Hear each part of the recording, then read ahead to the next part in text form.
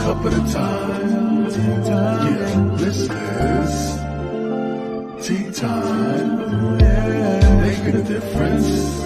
One cup at a time. Tea time. So be sure to grab your tea, grab a seat, and tune in to Miss Liz. Tea time. Making a difference. One cup at a time. Tea time, yeah. Tea time.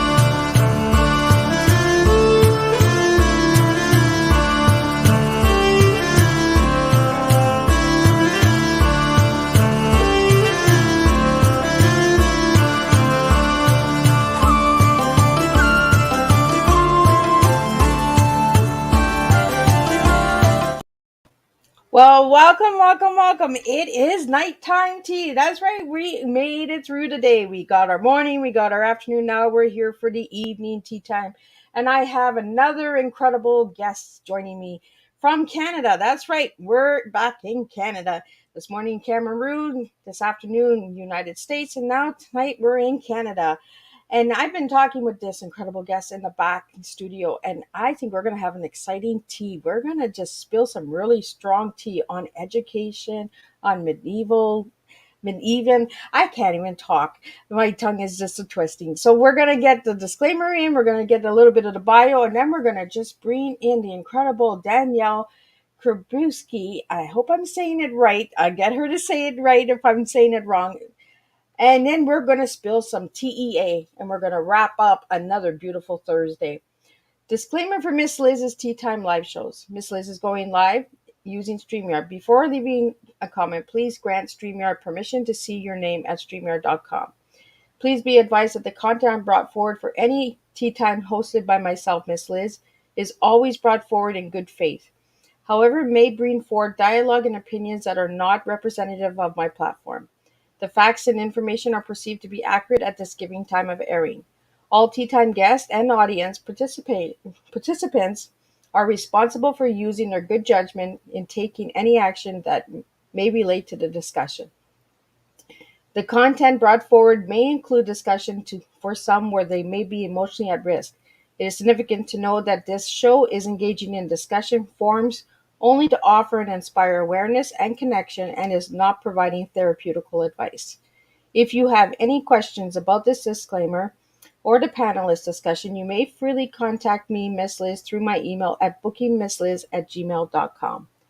Moving forward, should you choose to voluntarily participate in tonight's show in any aspect, I myself, Miss Liz, welcomes you, and should you decide that the show is not made for you at this time, I respect that, and I'll see you at a later date and a later show at a later time on a Thursday, because tea time is Thursdays, unless we have a fill-in or a rescheduled tea time, because life does happen, right?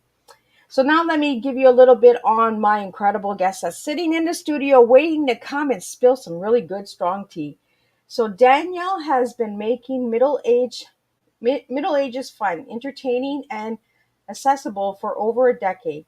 She is the author of How to Live Like a Monk, Medieval Wisdom for Modern Life, Life in Medieval Europe, Facts and Fiction, and the 5-minute Medieval List, which debuted at the top of Amazon's Canadian charts through her feature articles at medieval.net, as well as those she's written for several international magazines.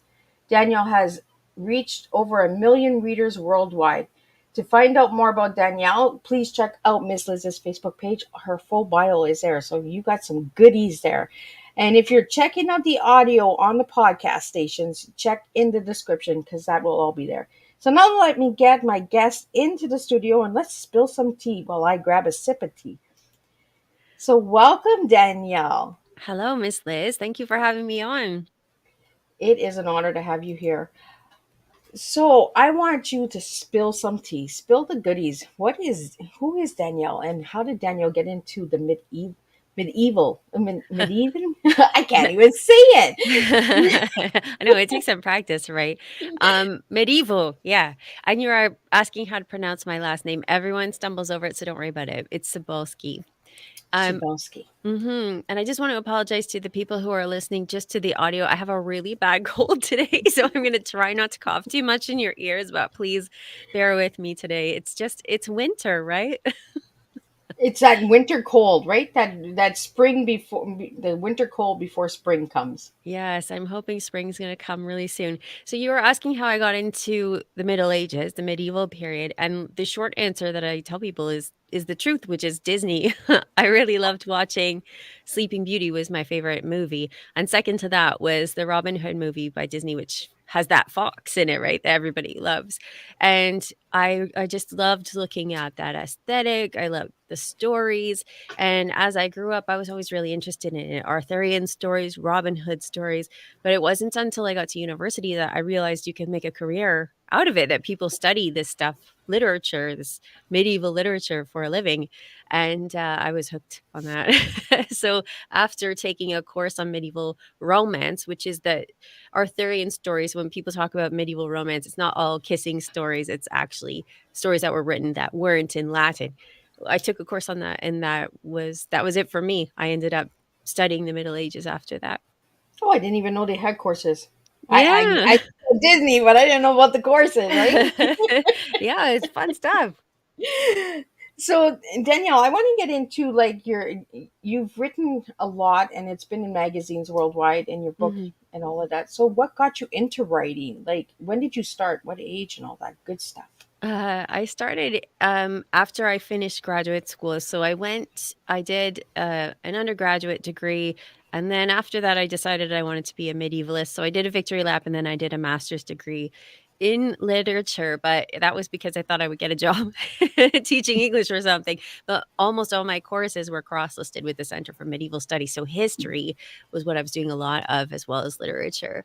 And so after that, I was in my late 20s. I was home with my first baby and I was just really bored. I was missing that time that I had spent in university talking to people about this stuff. And there were shows on, I think The Tudors was on at that time, and people were watching that and they had questions about what life was like before that time.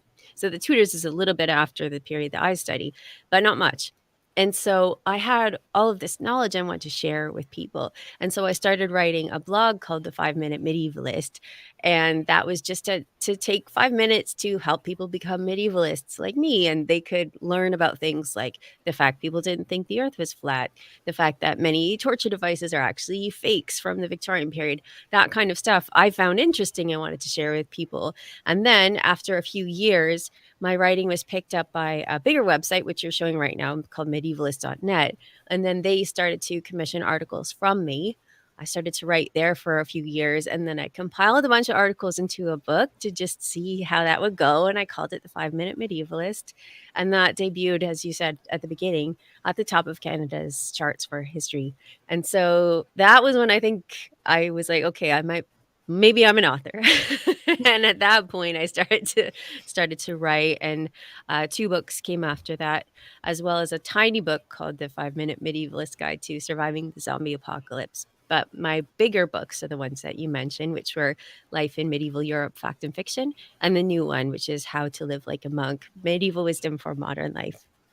So are those the books that are used in the history classes in the schools? Like how does it get into the schools? Yeah. So, first of all, I didn't realize people were using my work in schools because they don't necessarily reach out to an author when they use it, right? So, people were starting to use the articles that I'd written for medievalist.net Oh. in schools, in university and college. And one time there was a school, Fitchburg State University, where the professor reached out to me and said, I want to have a competition with my students to see who could write like you, who can write accessible medieval history for the public. And so I got to judge a student competition on people writing medieval history for the public. So that was probably the first time I realized it was really getting used.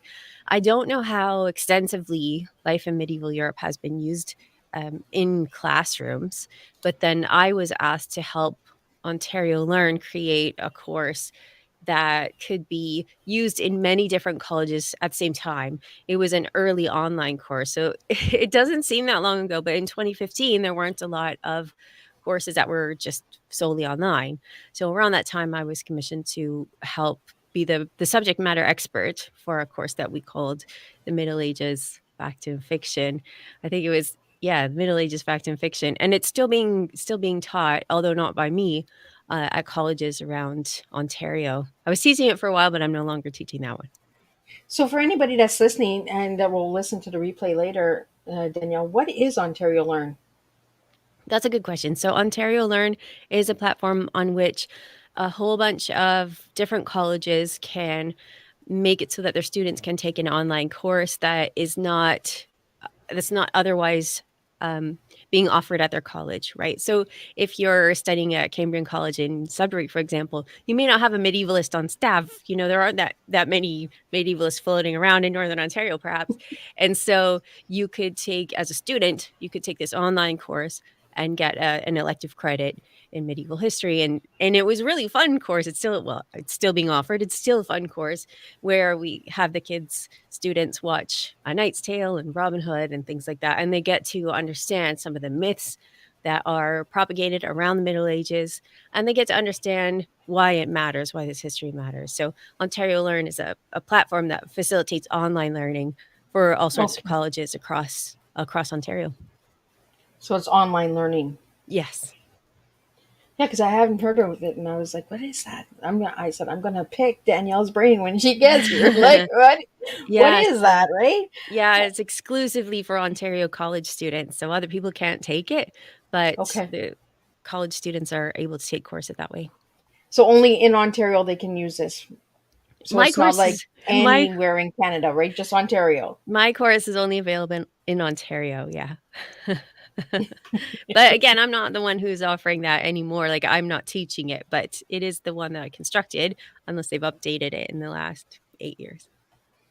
So you've been in many magazines. So what kind of magazines have you been featured in?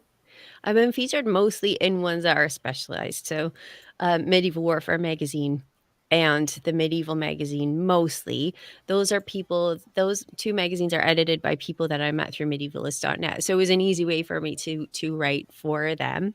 And then I actually co-edited one volume of Ancient History magazine, which is kind of fun.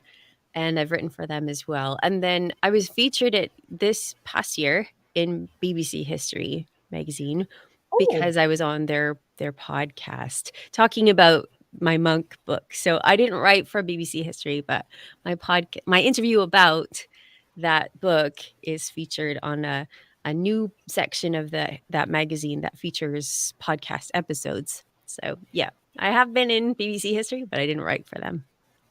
so the book that you're talking about is I'm looking here, the monk. Yeah, so To, that's to how to live live like to live like a monk. So did you right. do research like on a bunch of monks, or like how did you go about that one? Of course you have to do research, right?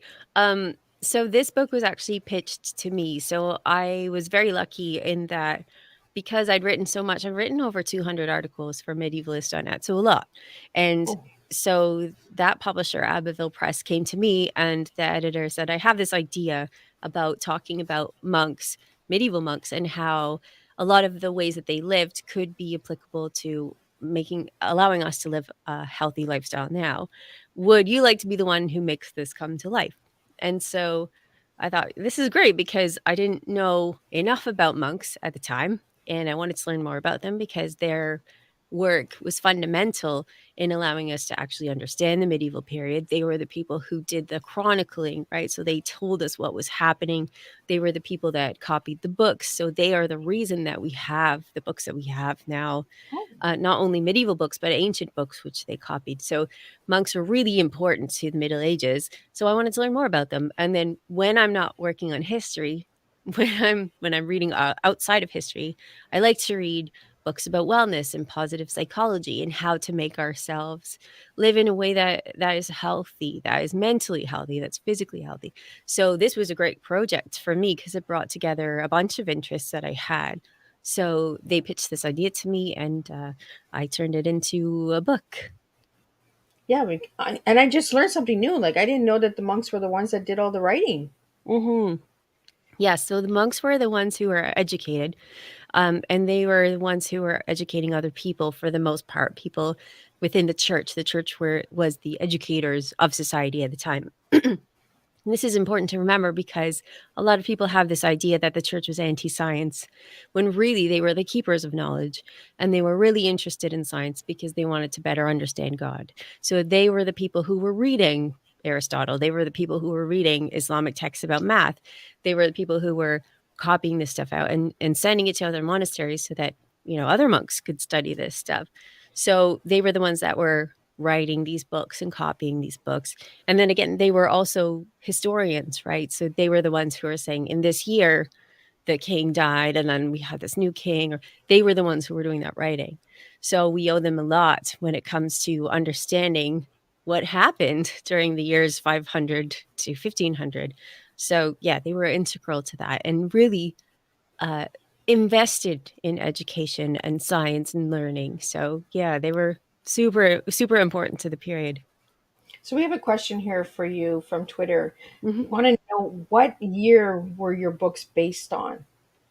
Okay, that's a good question. So, my specialty is the 14th century. So, for people who don't remember their centuries, which is fair, that's the 1300s. And that is the time during which you have the Black Death, you have the Hundred Years' War, you have famines, you have all sorts of tragedies and amazing things happening. So that is the time that I study the most.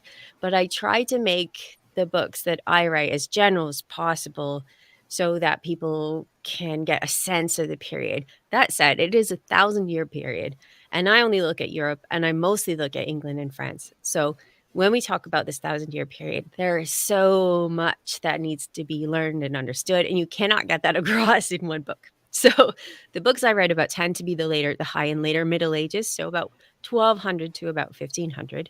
That's usually where my focus is, and that is what people think of when they think of knights and castles and that stuff. I don't tend to do the early Middle Ages, which is Vikings, for people who are kind of putting signposts along history. I don't tend to look at Vikings.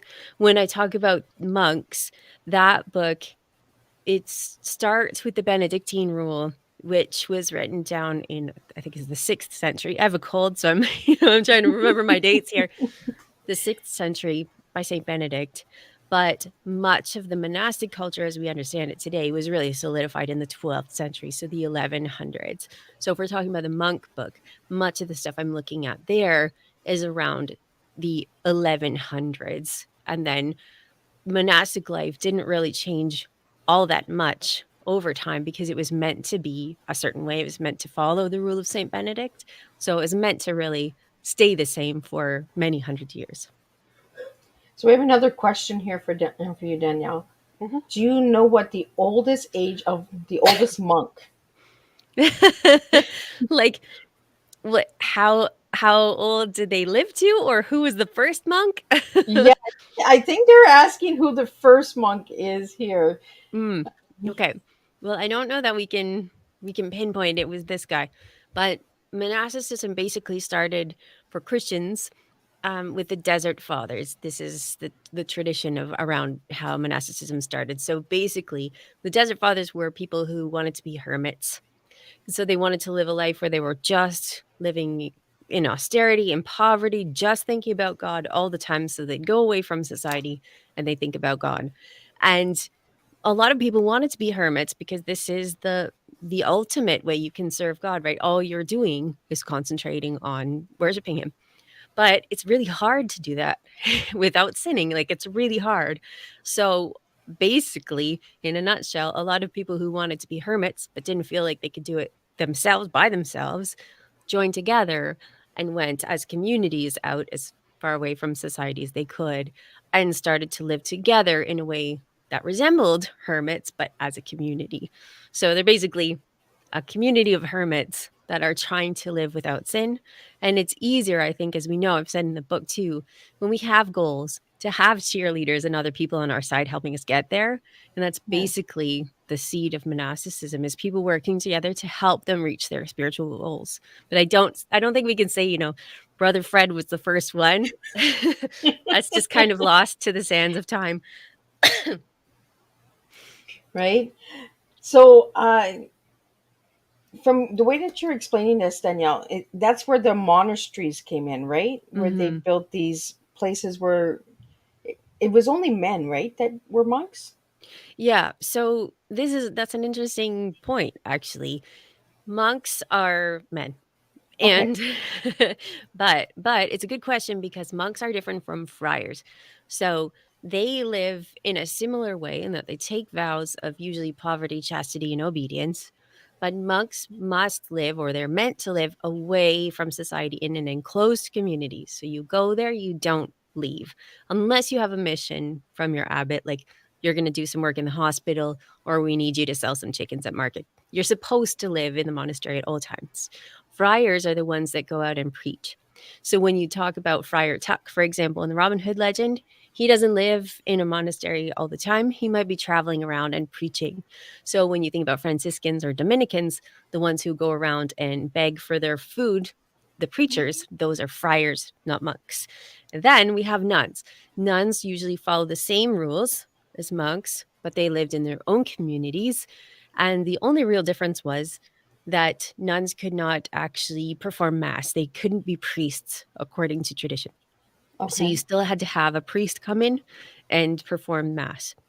Now, this gets a little bit more complicated and I think exciting because sometimes you'd have double monasteries. So basically, you'd have a wall, and on one side, you'd have the monks area. On the other side, you'd have the nuns area. So they could actually live together but apart. And many of these ones, like there's an abbey called Fontevraud, and they were run by abbesses, by women. So you could sometimes have them together, but still separate. And sometimes, in fact, often, it would be run by an abbess instead of an abbot. So I think that's interesting. So the question of Yeah. like, what is a monk is the first question I answer in the book because it is more complicated than you might think, right? And I always wondered if it was always just men, like, Yeah. because if you don't know about it, you just assume, okay, men and women are monks. But it's a good points that you're making, that the monks were men and the nuns, so there's a lot of history being taught here tonight. So anybody that loves history can jump on and let's hear your comments, let's hear your questions and all of that. uh, I think the person that was asking the question might be bilingual because of the way that they asked the question. Hmm. I Hmm. hope we gave them the answer that they were looking for, and that. Um, so I want to get into, we talked about the elementary school, the colleges and that. So you have also been in the elementary schools and secondary schools as well, correct? Yeah, yeah. So I have done a little bit of traveling with a group called Blackthorn, which works out of Guelph. So I did a little bit of work with them and we visited schools, but also my book about the zombie apocalypse has been used a couple of times in elementary schools to talk about, well, not only the Middle Ages, because that's the point of the book, is to really just be kind of a fun way to talk about the Middle Ages and technology, but also as a way of helping kids think about things like how you would build a society, what's necessary to it. So the zombie book is really what has been um, most useful to elementary schools. But I've also done a couple of talks because in Ontario, the kids learn about the Middle Ages in grade 5, I think. And so I would go into a couple of grade 5 classrooms and tell them about the Middle Ages. So that's always fun because they do have really interesting questions like, do people have wolves as pets? Oh, I would have never even thought of that. That's what you have kids for. But yeah, what did you have as pets back then? Because there was Well, no cats and dogs, was there? oh yeah, totally. Yeah, but Yeah. cats and dogs would be pets, and some of them were spoiled, but many of them were working because it's another mouth to feed. So dogs and cats would have jobs. A cat's job obviously is going to be a mouser. They were really good at Catch the that. mice. Yeah. And so sometimes monks would smuggle in cats and have them as pets, even though they weren't supposed to have pets. But dogs are a really good example because they were useful as working dogs. So we know that they could be used for security. They were used to pull carts. They were even used as guide dogs. We have one manuscript image of a person who is visually impaired, who's got a cane in one hand and a dog in the other. So dogs had jobs, and those were really common pets. Although there has been uh, some history that's been discovered about a nun, like a convent, where a nun had a monkey, I think, as a pet that she'd smuggled in. We know about this because sometimes a bishop would come in and check on things like, how's everything going here? And everybody would have to like turn out their cells and show all the stuff that they've been hiding. Yeah, at least one nun had a monkey as a pet, but it was usually cats and dogs. That's that little rebel nun that wanted the monkey.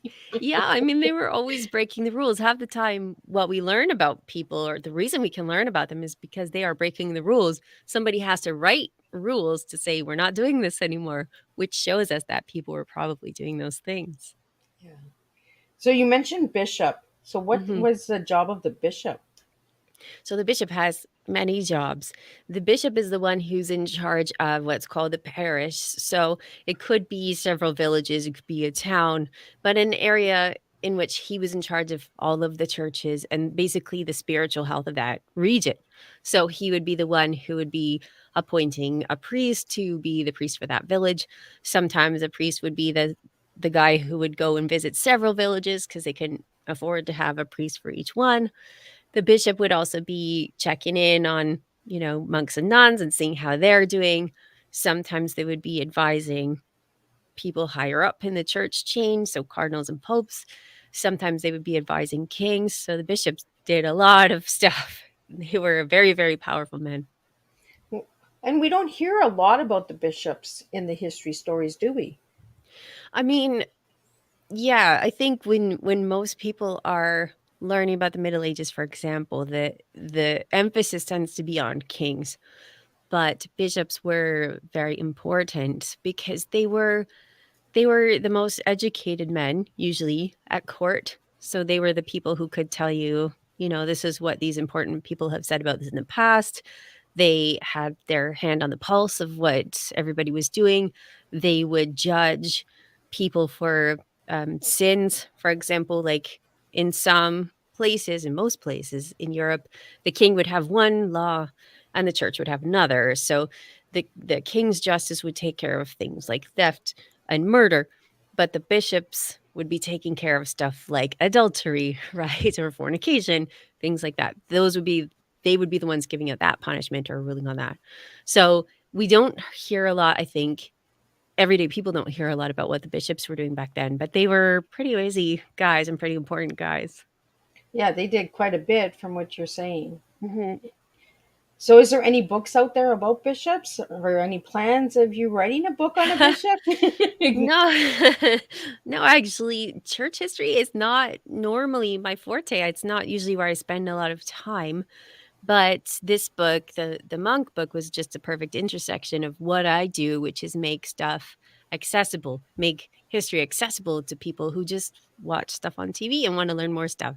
I am the person who's kind of we like to talk about myself as being the gateway drug to history, right? So I might tell you something interesting, and then you might go and read a book by somebody who's studied that in depth. So I can't think of any books on just bishops um, off the top of my head, but I did do a podcast on bishops with a guy named Craig Nakashian, who's a PhD, who talks about warrior bishops. So bishops were supposed to be men of God. They weren't supposed to be, out there fighting wars, but some of them did.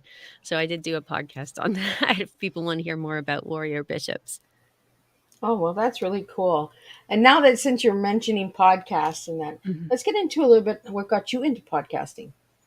Yeah, okay. Well, I had this idea in the back of my mind for a little while, and it was basically the fact that I had been writing for the internet for 5 years, 5 years at this point.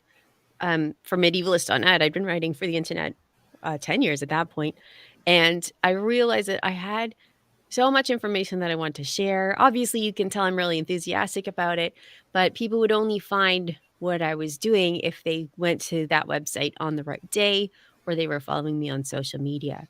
And I was like, I want to reach more people. I want more people to learn this stuff. There are so many myths about the Middle Ages that are just wrong, that make it look like a time that was brutal and dark and just violent. And so I wanted to push back against that narrative. I wanted to bring more history to more people. So I started a podcast. We started it January of 2019. Medievalist.net. Again, you have the website up there. They distribute it for me. So you can find it on their website and you can find it on, iTunes, Spotify, Stitcher, everywhere.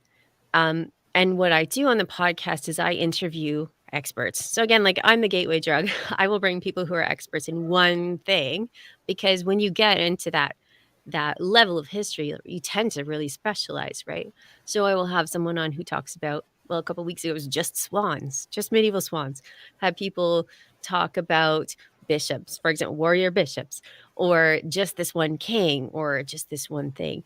And so overall, I've covered everything from Byzantium to laundry to pigs to the sex lives of people back in the day. So it's a really fun opportunity to get these experts out front and center, because otherwise people might not see their books, right? They're teaching in universities and maybe you don't see their work.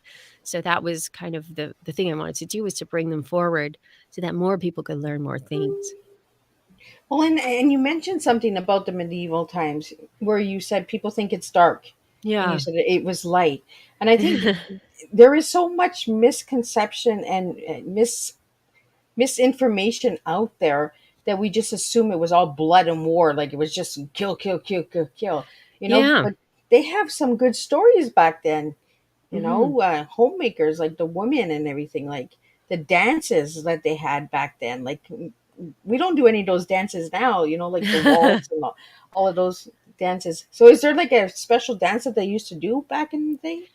That's a really hard one to trace, and I'm the wrong person to ask about what they might be called, but people did dance, of course. People partied. One my favorite movie is A Knight's Tale, and not because it's accurate, because it's not accurate, it's not meant to be accurate, but it gets at the fact that people had fun. They had tournaments, and at the tournaments, they were worried about fashion, or they were worried about their team, or they were doing chanting. That is what people are like across the world, across time. It's not all mud and blood. That's just not how it was. So that's my favorite movie because of that. But could I tell you what those dances were called? Nope. I'll have to find an expert and put them on my podcast because So have you, yeah. Danielle, have you ever worn like any clothing from that time? Like, have you ever dressed up to play a character when you go into the schools or? Yeah, so I did a couple of times, but that's not really what I tend to do. That's not how I tend to approach it. I think that there's a lot to be said for that, to understand better by actually wearing the outfit or trying to cook in the way that they did back then, because you learn a whole lot that way. That's called experimental archaeology, and it can teach us a lot. It's just not my vibe, because I think there are many people who do it in a way where they're putting on a character. Yeah, And when I'm doing this, I'm doing it to learn and not to act. yeah, Um, so it's not the place where I tend to engage with medieval studies. I want to be looking at it instead of wearing it. That said, when I do put these clothes on, it does teach me a lot about how to walk around in them, how tight the fit might be, what the material feels like, how heavy the weight is.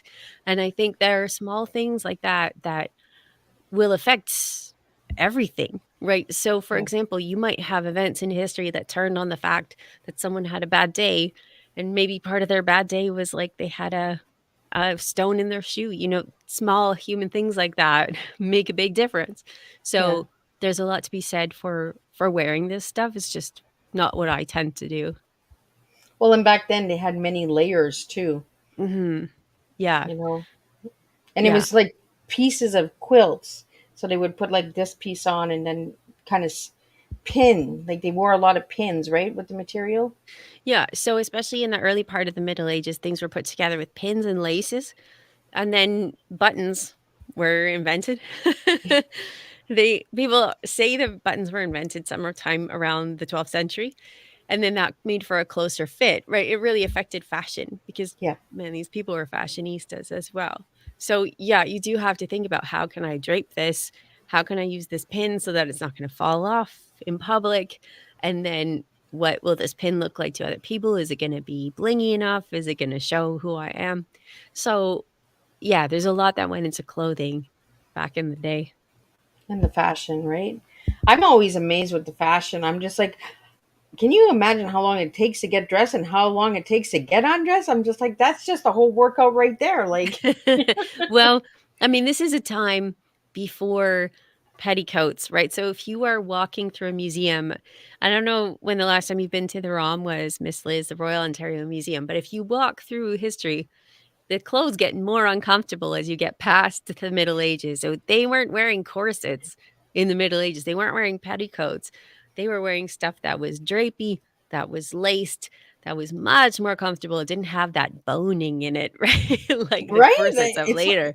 some of the No, clothes looks really uncomfortable. Like I can imagine why they would be so moody because some of it looks painful. yeah, but that is after the Middle Ages. So they didn't have those issues during the period that I study. Yeah. So we kind of, as we got older into the newer ages, we kind of just put the bones in and put the put the pain in. Yeah, those whalebone corsets and the high heels and stuff. Yeah, that's later than the period that I studied. People were wearing soft leather shoes. And in some ways, in some places like Italy, they had basically slipper socks. So this woolen hose with a leather sole on it. That looks pretty comfortable to me. Right? We were like putting our slippers on and we're walking around in slippers all day. Like Yeah. I can do that. I'll do the heels once a year. The Yeah. slippers I'll do the rest Yeah. of the year. So you mentioned courses. So do you provide courses? Did you create courses? Like how does that work, or is that part of the Ontario Learn? Well, this is a big question. I have taught on and off in colleges in Ontario. I'm not currently teaching anything. I also created a course, an online course called the Medieval Masterclass, in which I did a couple of courses, a couple of classes, and then I had experts. So I had an expert on clothing, I had an expert on blacksmithing, I had an expert on swordplay, basically, so that people who were writing fiction could see this stuff in 3 dimensions, because it's one thing to talk about fashion and it's another to see the colors that you could make with plant dyes. That's really exciting. And I think that when people are writing fiction, that's the stuff they need to know. So I created the Medieval Masterclass for creators, and it had its moment, and now I've closed it Oh, down. and you mentioned something really important, plant dyes. I never knew anything about any of that. And I think we have worms that are biting again. We had the Kathy's crawling composters on this week Tuesday, and I think they're chewing on the wires again. So it looks like Danielle is kind of in some big old black hole right now. So we're just going to continue.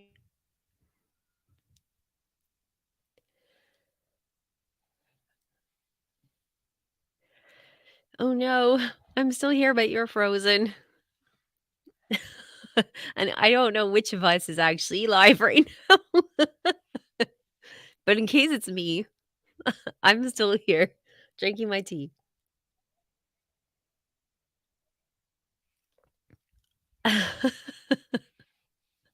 Okay, so here it looks like I'm live. So I will talk about plant eyes for a second until Miss Liz comes back. Okay, so Miss Liz was talking about plant dyes, and you can make all sorts of colors with plants basically by boiling them down and then soaking your plants in it. Hi, Miss Liz, you're back. I was talking about plant dyes while you were gone. I So was you like, please, please be there because if both of us get kicked off or it closes, then I got to start everything all over again. I'm telling you, it has to be the rain. It has to be the rain in I think Canada. so. We're both experiencing the rain. So I was just saying you can make all sorts of different colors with plant dyes. And the expert that I had, in case people want to look her up, was Katrin Kanya in Germany. So people can look her up later. Oh, well, that's really cool. And thank you for sharing that while I guess I took like a little deep hole in the warm. I had Kathy Crawler's composters on Tuesday where she talked about worms. So I think the worms are chewing on my wires. I'm not sure. But thank you so much for continuing on. So Hmm. do you have any other books out there besides the medieval books? Have you written in any anthology books or has it been just those books? Well, I mean, those have kept me busy. That and the teaching that I've done, because I only just stopped teaching. That's kept me pretty busy. I do have a forthcoming book, which I'm working on editing right now as soon as I get over this cold, which is called Chivalry and Courtesy: Medieval Manners for a Modern World. So it's going to be much like the monk book, which is going to have it has lots of pictures in it, but it's about etiquette and it's about chivalry. And the point of this book is to show people that people had manners back in the day, and what were the manners and what were your responsibilities and your the social niceties that you have. So the first chapter is all about the dinner table. What were you expected to be like at the dinner table? Because I will watch a medieval movie and I will see people behaving in the most disgusting manner. That is just not what it was like. People had tablecloths, they had napkins.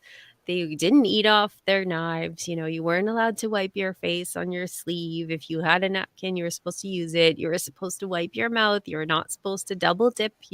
These are really familiar bits of etiquette, but people don't expect that back in the day people had such manners. And it's really, there are two reasons that we have so many myths about the Middle Ages. The first one is we always want to think of progress as like linear and it's going Yeah. straight up to us and we're the pinnacle, which means by definition the people before us were dumber and filthier, which is not how humanity has worked.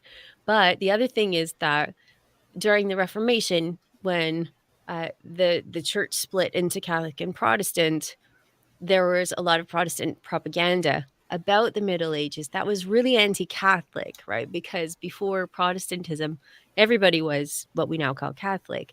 So when Protestants were trying to make themselves look good, they were saying these people are superstitious. So it really was to their advantage to say that, people who practiced Catholicism in the Middle Ages were also superstitious, were also not very smart. So these are some of the reasons that we continue to think that people had no table manners, for example. And this is the work that I'm trying to do, is to try and counteract that. So then these movies, the Thorn of the Dragon Head, or I think it's dragons, and Thorn. The I'm trying to Game think. of Thrones? Yes. So is that anything close to being the truth, or is that just more misleading facts? uh, it's both. It's tricky because they're like, it's authentic and it's authentic because it's super violent. It's very much like, so I've said that this is 100 years, I mean, sorry, 1,000 years of history. Yep. And if you compress it and you pick out the most dramatic incidents, you're going to have wars, you're going to have overthrow, you're going to have intrigue. And what I say to people is like, if you looked at the 20th century and you just picked out the big parts, it would look like people in the 20th century were constantly at war, Yeah. which we weren't during that 100 years. Most of that time was peaceful. During the 1,000 years of the medieval history, most people were not fighting all the time. There was more violence intrinsically, but not to the level that you see at in Game of Thrones, and that's because it's fiction, and that's because it's fantasy. But I really need George R. Martin to stop saying it's real, because it's not real. Not There we it, go. We have it out there. it's exaggerated, and I understand that it's for entertainment, but it is Yeah. exaggerated. Yeah. Well, and that's it, right? And then a lot of people are like, "Well, no, that's the truth. That's the truth." Well, some stuff is exaggerated so that people will watch it, Yeah, exactly. because they want to see that violence, they want to see those fights, you know. I want to know how they served tea back then. Like, did they really serve it nice and elegant, or was it like, here's a teapot, let's have a cup of tea? Like, This is an interesting question. So I mostly study Europe, and in Europe, there wasn't any tea yet. oh, It hadn't made its way over from Eastern Asia. It hadn't made its way over from China for much of the medieval period. So people weren't drinking tea. They were oh, drinking wine and beer. But in China, they were drinking tea, and they were drinking it out of the most elegant teaware ever. There are treaties, so texts that are like 2,000 years old that talk about the best way to drink tea and the best China tea, what we now call China, the porcelain that you should use for it. So in China, they were drinking it, from or for thousands of years in the most beautiful vessels. In Europe, they were not yet. They weren't drinking tea and they weren't drinking coffee quite yet, not until the early modern period, so closer to Shakespeare's day. oh, well, that's interesting to know. I Yeah, always wondered, like, how old is tea actually?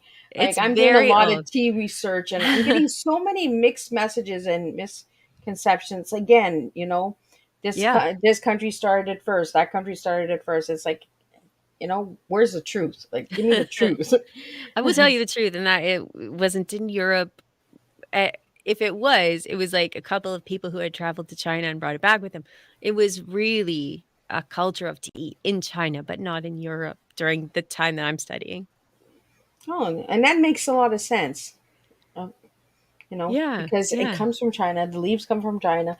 There's a lot of things that come from China, and we're yeah. talking about tea right now. So let's get into what is your tea tonight, Danielle. Well, Miss Liz, tell me what your T is because when you said it, I thought, yeah, that sounds like me too. What does your T stand for? So my T stands for teaching educational awareness. Yeah. Teaching is what I do, education is what I do, awareness is what I do. So that really speaks to me because um so sometimes I do interviews where people say like, how did you get into writing? I never think of myself as a writer, and as I said to you, like, I didn't for a very long time. I think of myself as a teacher, and that is because it's compulsive. I need to share this stuff. I can't help it. I'm like an uncorked genie bottle. I need to share this stuff. And so teaching, education, awareness, that's all the stuff that I'm doing, and I hope to do it in a way that reminds people that we are, as human beings, so similar across the world and across time. And that is an awareness that I'm always hoping to bring to people when I talk about history. So, yeah, I would say your tea is also my tea. But we serve it in a different way because, like, you bring the history to the table, you know, Mhm. Mhm. or I bring a different flow of tea. And it's Mhm. okay because that's like somebody going out and buying Red Rose or Tetley, but you drink it differently. Everyone serves it differently. And Mhm. that's what tea is. We serve it in our own flavors and blends. So it's Mhm. okay to have the same and say, you know what, I'm like you know? But I add a little bit of cinnamon, or I add a little bit of butter. Like, there's so many different ways of drinking tea, right? Mhm. And it is you, Danielle, because you do teach and you bring the education, and the awareness is really important to you. And Yeah. that's what it is for me too. Is I without awareness, how do we change anything? Yeah. How do we change history if we're not aware of the history, the real Exactly. facts, right? And sometimes we don't know what our blind spots are. So when I'm doing my podcast or I'm doing my books, I'm never going to shame someone for not understanding. Like when I talk about George R. R. Martin, I'm asking him not to exaggerate. That's because he knows, and he's saying that this is real. He's saying this because it works for his brand. But when I talk to someone like you who doesn't necessarily know off the top of her head what is a monk, what do they do, I'm not going to shame someone for that because we don't know what we don't know. So Right? But this is that's educating, and that's teaching people and saying it's okay to ask the question, and it's yeah, okay to say, I don't know what it is. Tell me what it is. Like, yeah. I always assumed that monks were males and nuns were females. Mhm. I just assumed that, and you have said that it is, Y yeah, and yeah, and that's what it is. We have to ask those questions, and it's okay to say, you know what, I don't know. We don't yeah. know everything. That's why we have teachers. That's why we go to school. That's why we have education, because we're not born with knowing everything in life. That's right. And when I did my TED talk, the first thing I started with was the flat Earth myth, and I started with it because when I was in school, we learned that thing like in 1492, Columbus sailed the ocean blue, and he thought the Earth was flat. He didn't think the Earth was flat. Nobody thought the Earth was flat, but that is what we were taught in school. Yeah. So that's not our fault that we didn't know that. That's what we were taught. So now that we understand that people didn't think the Earth was flat, where do we go from here? So yeah, you and I are on the same page here. Yeah. Well, and we need that, right? We need to have that.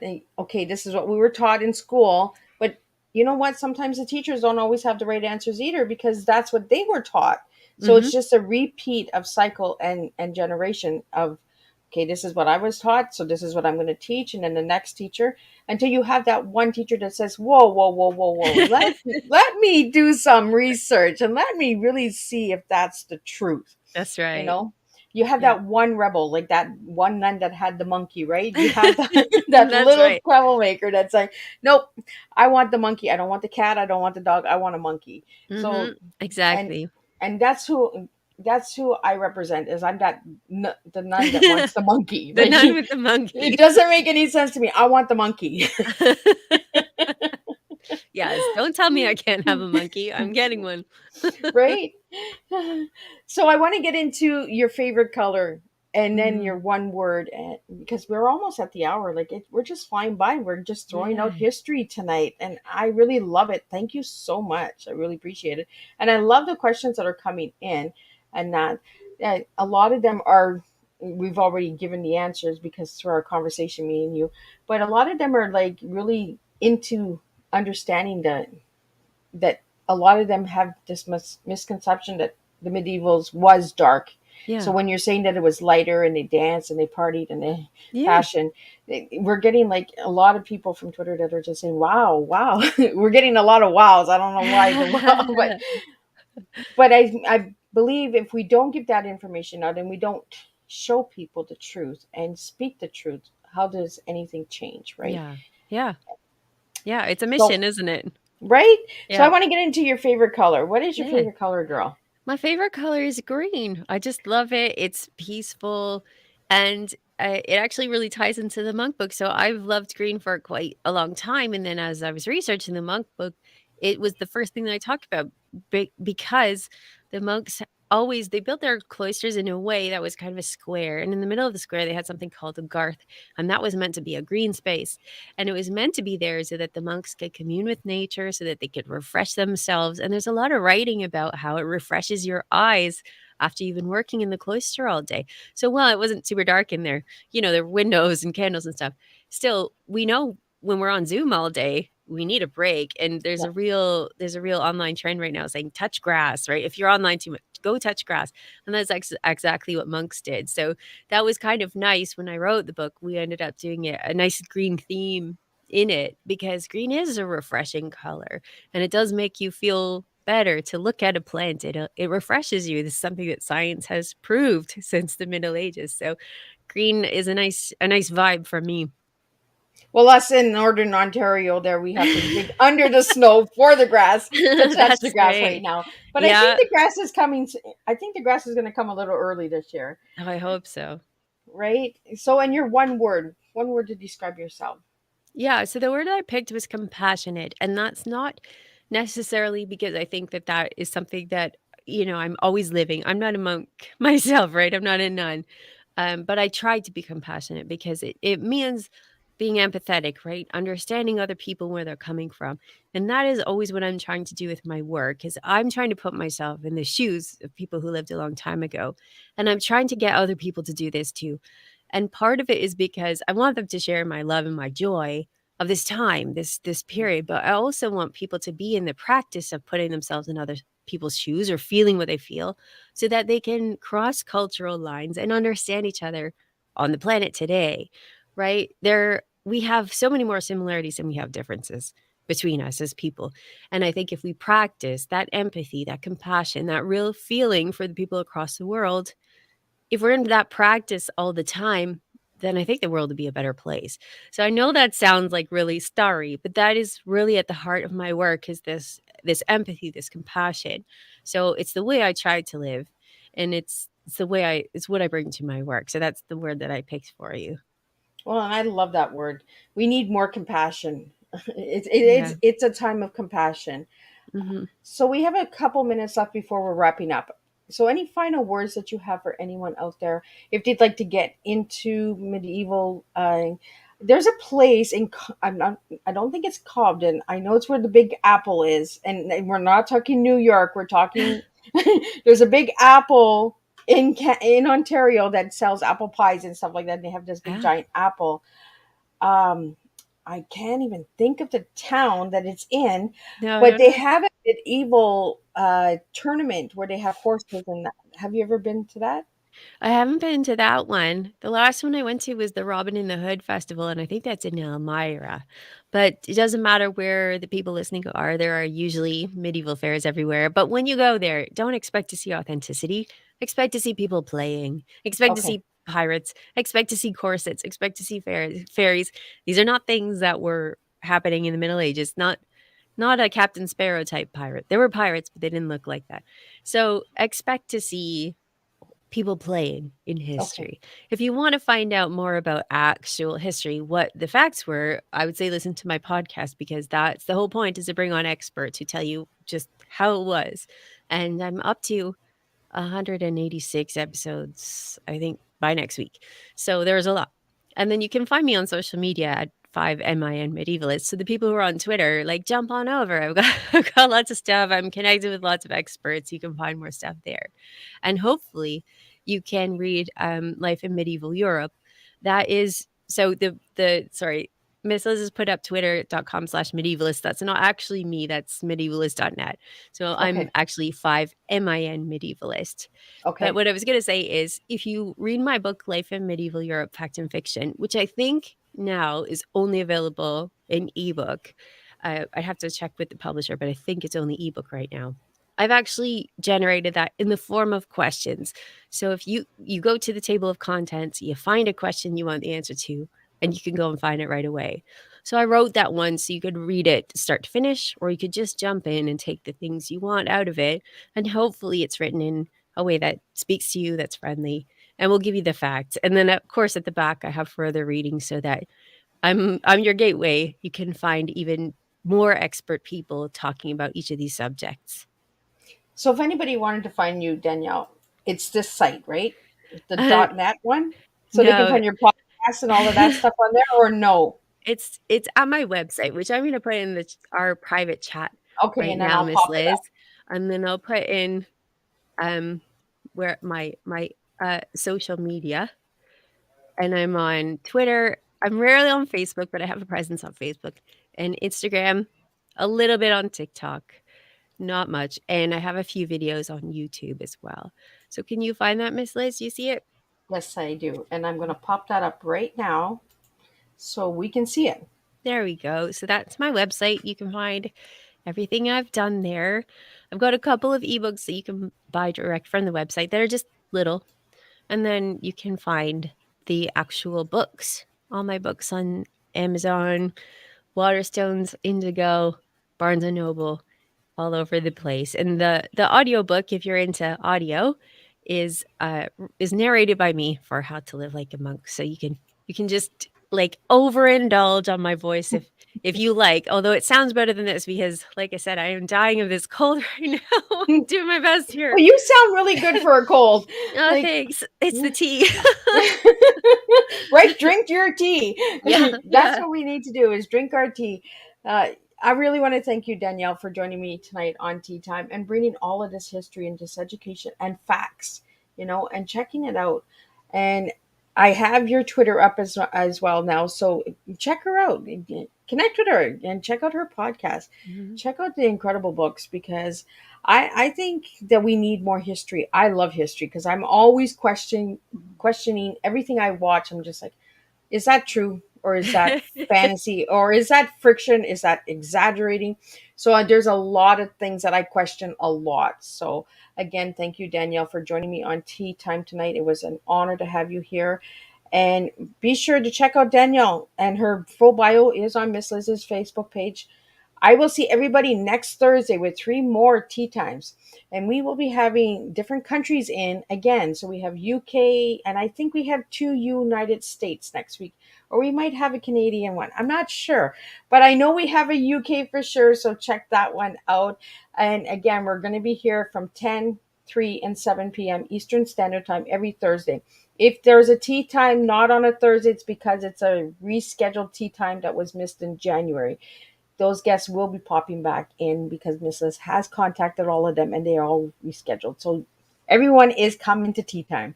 So again, thank you and have a good night. And I will see everybody on Thursday next week. Danielle, don't leave. I will wrap up with you in the back.